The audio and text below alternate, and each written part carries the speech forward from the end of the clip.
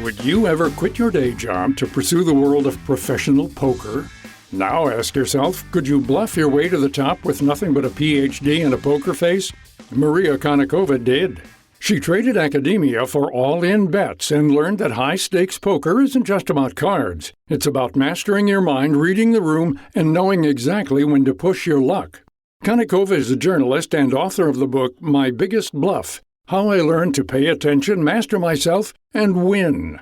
She graduated with a dual degree from Harvard University and has a Ph.D. in psychology from Columbia University.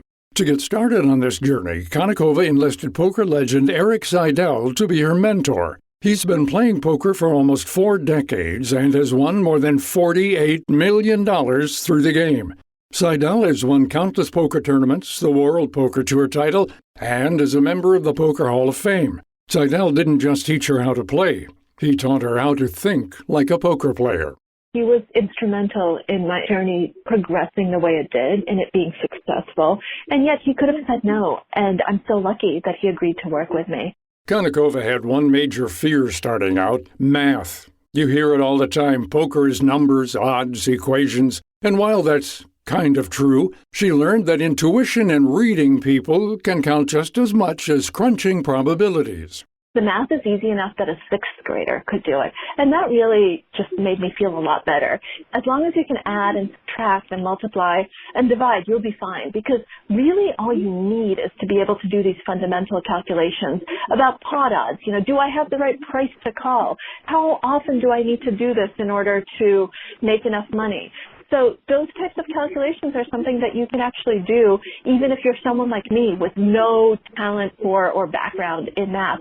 Once she studied the math, the psychology, and the other fundamentals of the game, she was ready to start playing.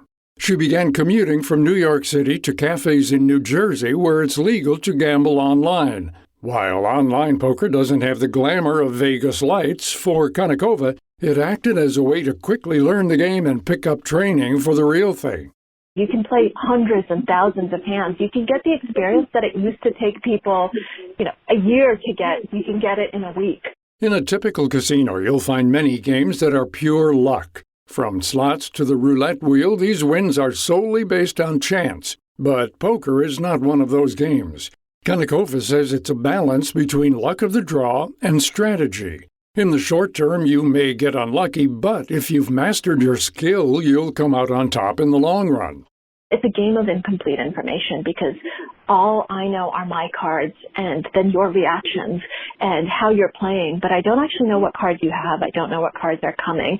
And so I need to make good decisions, but there's still that element of chance. There's still that deck out there, and that's incredibly important, and that's something that I need to be aware of. I need to know that I can make a really good decision and still lose because probabilities only get you so far, and you're only a favorite to win some amount of the time, but it's never 100%. And it can't be because it's a game of incomplete information. So, what's Konnikova's preference within poker? The high-stakes, high-drama version of poker that rewards big risks and bold reads, Texas Hold'em. One of the reasons that I chose No Limit Hold'em was because John von Neumann, who was the founder of game theory, that's the game he played. And he'd looked at a lot of different variants of poker. And he decided that this particular one was the best simulation of human decision-making because the amount of unknown information was perfect to model what you find in life on a regular basis. So in No Limit Hold'em, there are 2 hole cards. And the hole cards are the cards that you're dealt that only you can see. And he said that's actually the right amount of unknown. And then there are 5 cards that everyone sees in common. Now, in other variants of poker, sometimes you have 5 cards that no one else sees. And he said that's much more like gambling because there's too much unknown information. And so the skill is taken out of it. And she likes Texas Hold'em for the same reason that it scares many people away: the potential to go all in at any moment. That kind of pressure attracts people who thrive in chaos or just have a little swagger in their step. These days, if you're sitting at a table, you're just as likely to be sitting next to someone with a Ph.D. in statistics as you are next to, someone from the old school style of swagger. And I also think that a lot of people don't understand that poker is a skill game. They think, oh, it's gambling, and I don't like gambling. But if you explain, actually, it's much more like chess in a lot of ways than like blackjack, then maybe they would suddenly be interested. She remembers the first time she played in person at the World Series of Poker, the ultimate high-stakes poker tournament. Lights, chips, eyes, pressure, and yes, a whole lot of nerves. The first day, I was just so overwhelmed because there were so many people there. I don't think I understood just how much energy there would be there, because poker is a game of skill, but there is that element of luck. And so everyone thinks that, well, maybe I'll get lucky. Maybe this is my lucky break. Maybe this is my lucky day. Maybe I can actually win. And when you walk into this convention hall at the Rio Hotel and Casino, which is where the World Series has been held for the last number of years, you feel that hope. You feel that energy. Now, with just a handful of years under her belt, Konnikova is officially a professional poker player and has amassed more than $1 million in winnings. Over the years, she's learned how to block out the white noise and side comments. Oddly enough, one of the ways she does this is by wearing noise-canceling headphones. When I wear those headphones, I don't necessarily even turn them on because I don't want to miss anything and I want to make sure that I'm paying attention.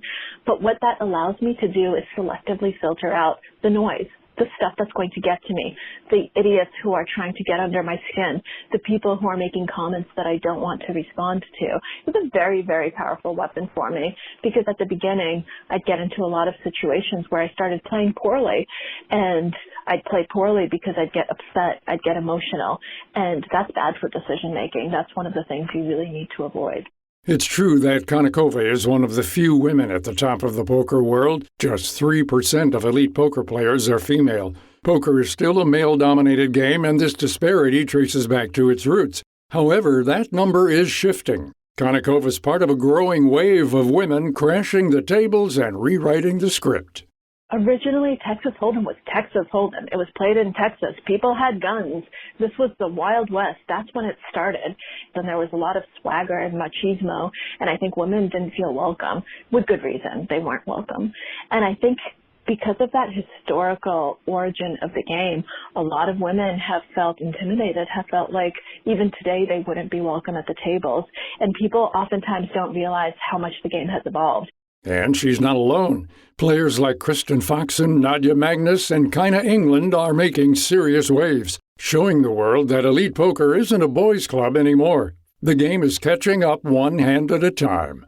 Konnikova didn't just switch lanes, she rewrote the route. Her pivot from psychologist to poker pro isn't just about the cards, it's about what happens when you fully commit to learning something new. Poker just happened to be her game, but the lesson applies to whatever you're chasing in life. The possibilities are endless. To find out more about this topic and our guest, Maria Konnikova, visit viewpointsradio.org. If you feel like you may have a gambling problem, visit the National Council on Problem Gambling to get help. The website is ncpgambling.org. For more behind the scenes, you can find Viewpoints Radio on Instagram, X, and Facebook.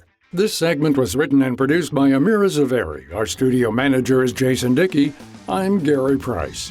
This segment is sponsored by Capital One. Banking with Capital One helps you keep more money in your wallet with no fees or minimums on checking accounts and no overdraft fees. What's in your wallet?